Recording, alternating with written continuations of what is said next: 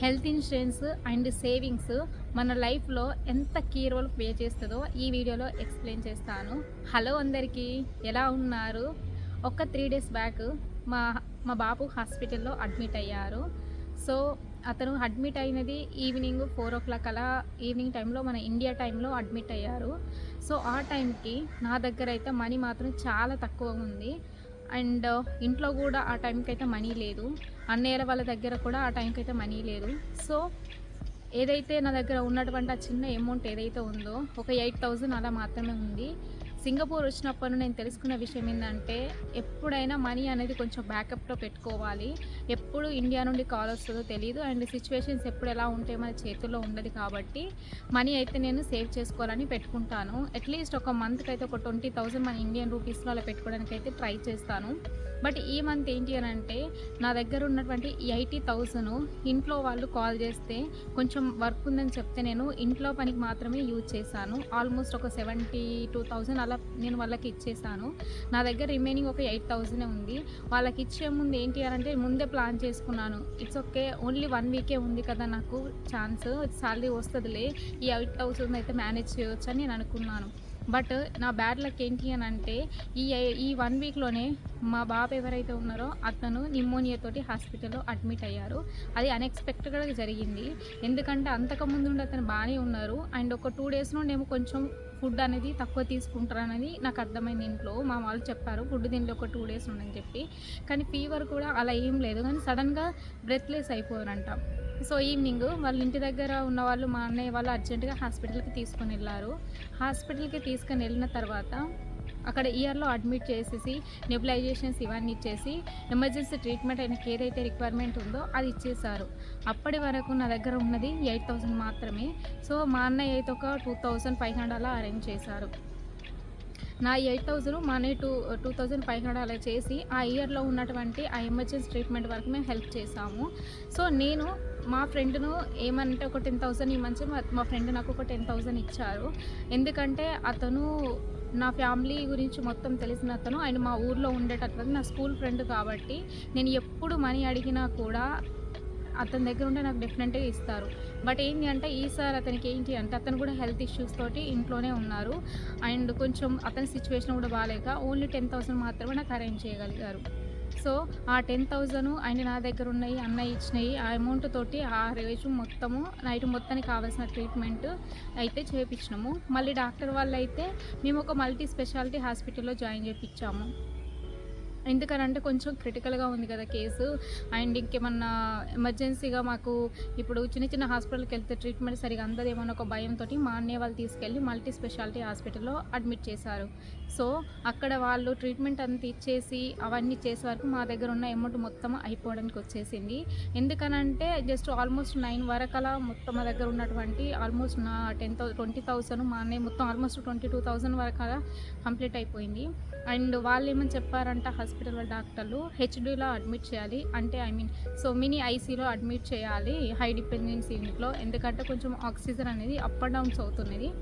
General వార్డుకి తీసుకెళ్తే అతనికి ఇప్పుడు క్యూర్ చేయడం చాలా కష్టంగా ఉంటుందేమో అని చెప్పారంట. అలా చెప్పేసరికి సరే ఓకే, మరి ఇప్పుడైతే ఈ నైట్కి అయితే అడ్మిట్ చేయండి, మార్నింగ్ వరకు నేను మనీ ఏ విధంగానే అరేంజ్ చేస్తున్నాను మా అనే వరకు నేను చెప్పాను. సో అప్పుడు మా వాళ్ళు నా దగ్గర ఉన్న అమౌంట్ ఏదైతే ఉందో వాళ్ళు అక్కడ పెట్టేసి అతన్ని అయితే అడ్మిట్ చేశారు. అతను అడ్మిట్ చేసి కొంచెం నెబులైజేషన్స్ అవన్నీ ఇచ్చేసరికి మా డాడీ కొంచెం బాగా అయిపోయారు. అండ్ ఏంటంటే ఆక్సిజన్ కూడా కొంచెం ఫ్లక్చువేట్ అవుతుంది. వాళ్ళు సిటీ స్కాన్ అండ్ కొంచెం బ్లడ్ ఇన్వెస్టిగేషన్స్ ఇవన్నీ రాశారు, 2D కూడా రాశారు. ఆ టైంకి ఏంటి అంటే ఏది ఇంపార్టెంట్ అని నాకు అనిపించిందో మా డాడీకి, మా బాబుకి నేను అంత అమౌంట్ దానికోసం నేను అరేంజ్ చేసి అయితే బ్లడ్ ఇన్వెస్టిగేషన్స్ ఉన్న టెస్ట్లు అయితే ఏవైతే స్కిప్ చేయకండి, ఒక 2D మాత్రం చేయకండి, అది తర్వాత చేపిస్తాను, ఈ మిడ్ నైట్లో ఏదైతే అవసరం అయితే ఇది చేయించాలని చెప్పి సిటీ స్కాన్ ఇవన్నీ అయితే చేయించాను. సో ఫైనల్గా వాళ్ళ దగ్గర నుండి వచ్చిన రిపోర్ట్ ఏంటి అని అంటే, కొంచెం నిమోనియా లాగా వచ్చింది. అందుకనే అండ్ అందులో కూడా కొంచెం ఇన్ఫెక్షన్ కూడా ఉంది, ఫీవర్ కూడా స్టార్ట్ అయింది. ఇవన్నీ తోటి అతను కొంచెము కండిషన్ కొంచెము అబ్జర్వేషన్లో పెడదామని చెప్పి హెచ్డీకి తీసుకెళ్లారు. సో ఆ మినీ ఐసీలో పెడితే ఒక్క రోజుకి ఏంటంటే 12,000 రూపీస్ అలా ఒక్క రోజుకు. నాకున్నటువంటి మనీ వాళ్ళకి ఇచ్చేసి ట్రీట్మెంట్ మాత్రమే చేయగలిగాను. బట్ నెక్స్ట్ డే మళ్ళీ మార్నింగ్ ట్రీట్మెంట్కి నా దగ్గర అమౌంట్ లేదు. సో అప్పుడు అన్నయ్య వాళ్ళ దగ్గర కూడా అమౌంట్ లేదు. ఇప్పుడు వాళ్ళు నాకు కాల్ చేసి మనీ పంపించు ఇలా ఇలా అని అడుగుతూ ఉంటే నాకున్న ఆప్షన్ ఏంటి అని అంటే ఒక గోల్డ్ మాత్రమే. సో నా గోల్డ్ నాది 12 గ్రామ్స్, ఒక తులా అంటాం మా సైడు. ఆ తులాన్ని ఇంట్లో పెట్టి వచ్చాను వచ్చే ముందు. ఆ తులాని మా అన్నయ్యకి ఏమని చెప్పాను కాల్ చేసి, నా గోల్డ్ ఉంది ఇంట్లో, అది తీసుకెళ్ళి బ్యాంకులో పెట్టేసి దానికి వచ్చే అమౌంట్ తోటి ఇప్పటి వరకు అయితే బాబుకు ట్రీట్మెంట్ చేయండి, అండ్ ఇంకొక 1 వీక్లో నా సాలరీ వస్తుంది కదా, అప్పటి వరకు తర్వాత నేను అరేంజ్ చేసుకొని తీసుకుంటానని చెప్పాను. సో మా అన్నయ్యలు ఇద్దరు వాళ్ళు మనీ పెట్టవచ్చు కదా అని మీకు డౌట్ రావచ్చు. బట్ ఏంటి అని అంటే వాళ్ళ దగ్గర కూడా అమౌంట్ సరిగా లేదు, అండ్ సిచ్యువేషన్ కొంచెం బాగాలేదు, అండ్ వాళ్ళు కూడా మ్యారీడ్ అయిపోయింది, అండ్ పిల్లలు ఉన్నారు, వాళ్ళకు కూడా కొంచెం రిక్వైర్మెంట్స్ ఉంటుంది. అండ్ ఇది మిడిల్ ఆఫ్ ద మంత్లో జరిగింది కాబట్టి అమౌంట్ అనేది అంత ఎక్కువగా ఉండదు కాబట్టి, అండ్ ఒకవేళ వాళ్ళు ఎక్కడైనా మనీ తీసుకొని వచ్చి పెట్టినా కూడా వాళ్ళ అప్పు మాత్రమే చేయగలుగుతారు, దానికి ఇంట్రెస్ట్ మళ్ళీ పెట్టాల్సి ఉంటుంది. సో వాళ్ళకి ఎందుకు ట్రబుల్ అని చెప్పి నా దగ్గర ఉన్నటువంటి గోల్డ్ను వాళ్ళను బ్యాంకులో పెట్టమని చెప్పాను. సో మా చిన్నన్నయ్య అయితే గోల్డ్ బ్యాంకులో పెట్టి అతను ఒక 50,000 అలా తీసుకొని వచ్చారు. ఇప్పుడు నా దగ్గర ఉన్నటువంటి 22,000 అండ్ ఆ 50,000 ఈరోజు ఒక 2 డేస్ మా బాపు హెచ్డీలోనే ఉన్నారు, మినీ ఐసీలోనే ఉన్నారు. ఒక 2 డేస్ తర్వాత ఇప్పుడు వాళ్ళు ఏంటంటే ఈరోజు జనరల్ వర్క్ అలా షిఫ్ట్ చేశారు. బట్ ఏంటి అని అంటే అతను నిమోనియా ట్రీట్ చేశారు, తర్వాత వెంటనే అతనికి అర్థమైంది ఏంటంటే ప్లేట్లెట్ కూడా డ్రాప్ అయిపోతుంది అతనికి. సో నేను ఒక 2 డేస్లో అలా క్యూర్ అయిపోతారేమో అని నేను అనుకున్నాను. బట్ ఏంటి అని అంటే ఈరోజు కూడా ఉండాలి అని చెప్పారు. అతనికి ప్లేట్లెట్ అనేది డ్రాప్ అయిపోతుంది. అల్ట్రాసౌండ్స్, అబ్డామిన్స్ ఇవన్నీ చేశారు. అండ్ ఫైనల్గా ఏంటి అంటే అన్ని డెంగ్యూ, పారాసిట్ ఇవన్నీ కొంచెం నెగిటివ్ వచ్చింది బై గాడ్ గ్రేస్. బట్ అది ఇన్ఫెక్షన్ ఎక్కడైతే ఉందంటే కొంచెం యూరిన్లో ఇన్ఫెక్షన్ వచ్చిందని మెల్లమెల్లగా కొన్ని ఇన్ఫెక్షన్స్ అనేది బ్లడ్ ఇన్వెస్టిగేషన్ చేయడం వల్ల బయటకు వస్తుంది. ఇప్పుడు అతని యూరిన్లో ఇన్ఫెక్షన్ ఉందని చెప్పి జనరల్ వాళ్ళు అయితే ఉండండి, దానివల్ల కూడా ప్లేట్లెట్ తగ్గుతాయి కదా ఇన్ఫెక్షన్ వల్ల అని చెప్పేస్తే ఈరోజు ఉన్నారు. జనరల్ వాళ్ళలో ఉన్నటువంటి బెడ్ ఛార్జెస్ ఏంటి అంటే 2,200 ఓన్లీ. వీళ్ళు తీసుకునే అమౌంట్ ఏంటి అంటే బెడ్ ఛార్జెస్ 2,200 అండ్ 12,000 ఇది. మళ్ళీ మిగిలిన ఏదైతే మెడిసిన్స్ ఇవన్నీ ఇన్వెస్టిగేషన్స్ పైనుండి పెట్టుకోవాల్సిందే మనమే. సో ఇప్పుడు ఏం జరుగుతుంది ఇక్కడ అంటే అంత అమౌంట్ అనేది ఒక ఆల్మోస్ట్ నాకు ఇప్పటికేంటి అని అంటే 35,000. నేను ఇంకా ఏ బెడ్ ఛార్జెస్ అనేది ఏం పెట్టలేదు, జస్ట్ నేను పెట్టింది ఏంటి అని అంటే మెడిసిన్ కోసం పే చేశాను, అండ్ నెక్స్ట్ ఇక్కడ ఏంటి అంటే ఇన్వెస్టిగేషన్స్ మాత్రమే పే చేశాను. ఈ రోజు అడిగితే ఒక 10,000 నేను మాత్రము బెడ్ ఛార్జెస్ అని పెట్టాను. ఇంకా ఈ 3 డేస్ ఐసీయూ 2 డేస్ది అండ్ ఈ జనరల్ వార్డ్ది ఈ రోజు అయితే ఇప్పటి వరకు నేను మనీ పే చేయలేదు. సో ఇంకా ఏమవుతుంది అని అంటే వాళ్ళకి ఇంకా నేను ట్రీట్మెంట్ మొత్తం ఆపకుండా మెడిసిన్ మాత్రం అరేంజ్ చేయగలుగుతున్నాను. సో బెడ్ ఛార్జెస్ ఇవన్నీ నేను సపరేట్గా మళ్ళీ పంపిస్తానని మా వాళ్ళకి చెప్పాను. సో ఇక్కడ నేను ఏం చెప్తున్నానంటే ఎంత ప్రేమ మా అన్నయ్యలకైతే మా డాడీ మా బాబు అంటే ప్రేమ లేకుండా లేదు, నాకు ప్రేమ లేకుండా లేదు, అందరికీ ప్రేమ ఉంది. కానీ ఫైనల్గా చూస్తుంది ఎంత ప్రేమ ఉన్నా మన ప్రేమతోటి మనకు ప్రేమగా ఉన్న వాళ్ళని మాత్రం అయితే మనం కొనుక్కోలేము. సో ఇప్పుడు నేను ఇక్కడ ఇంత దూరం నుండి ఇంటికి వెళ్తా అంటే మా అన్నయ్యలు నువ్వెందుకు వద్దులే మేము చూసుకుంటాం లేరా, నువ్వు అక్కడనే ఉండు, టెన్షన్ పడకు, ఏమైనా ఇబ్బంది ఉంటే నేను నీకు చెప్తాం కదా అని నాకు చెప్పారు. బట్ నాకు మాత్రం నేను ఒక కూతుర్ని కాబట్టి నాకు బాధ అయితే ఉంటుంది, అయ్యో చూడాలి ఏంటి అని చెప్పి. సో డైలీ నేను బ్లడ్ ఇన్వెస్టిగేషన్స్ డైలీ ఇవన్నీ ఏవైతే ఉన్నాయో వాళ్ళని అడిగి తెలుసుకొని ఎలా ఉంది కండిషన్, ప్రోగ్రెస్ ఎట్లా జరుగుతుంది అనేది అబ్జర్వ్ చేసుకుంటూ వస్తున్నాను. ఇంత అమౌంట్ పెడుతున్నాను నేను 1 మంత్ నుండి ఏదైతే కష్టపడ్డానో ఆ 1 మంత్ అనేది ఇప్పుడు బిల్ ఛార్జెస్ ఇవన్నిటితోటి ఇంకా అతను హాస్పిటల్లోనే ఉన్నారు, ఇంకెన్ని డేస్ ఉండాల్సి వస్తుందో కూడా తెలియదు. ఇంత నా 1 మంత్ శాలరీ అనేది అతనికి ఈ మంత్ పెడుతున్నా. నాకు డబ్బులు పెడుతున్నందుకు బాధ లేదు, కానీ మా బాబు కోసం నేను పెడుతున్నా కదా, ఆ విషయంలో నేను పెట్టే స్థితిలో ఉంచినందుకు దేవునికైతే నేను థ్యాంక్స్ చెప్పుకుంటున్నా. ఎందుకనంటే ఇప్పుడు ఇంట్లో సిచ్యువేషన్స్ ఎవరి దగ్గర అమౌంట్ లేదు, నా దగ్గర అయితే నేను ప్రతిసారి బ్యాకప్ పెట్టుకునేదాన్ని, ఈసారి మాత్రమే ఇంట్లో ఖర్చు అవుతుందని ఇచ్చేసాను. ఓన్లీ 1 వీక్ నాకు టైం ఉంది కదా అని ఒక చిన్నగా అక్కడ నేను మేబీ తప్పు చేశానో ఏమో నాకు తెలియదు, కానీ ఇంకొక 1 వీక్ మాత్రమే ఉంది కదా అని చెప్పి నేను ఇంట్లో వాళ్ళు అడిగిన వెంటనే అమౌంట్ అయితే ఇచ్చేసాను. ఇంత సడన్గా మా బాబుకి ఇలా అయిపోయింది.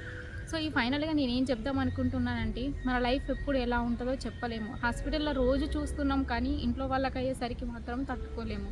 సో నేను చెప్పేది ఏంటి అంటే హెల్త్ ఇన్సూరెన్స్ అని కానీ ఖచ్చితంగా తీసుకోవాలి. మా బాబుకు నేను హెల్త్ ఇన్సూరెన్స్ తీసుకుందామన్నా అతని ఏజ్ 65 years.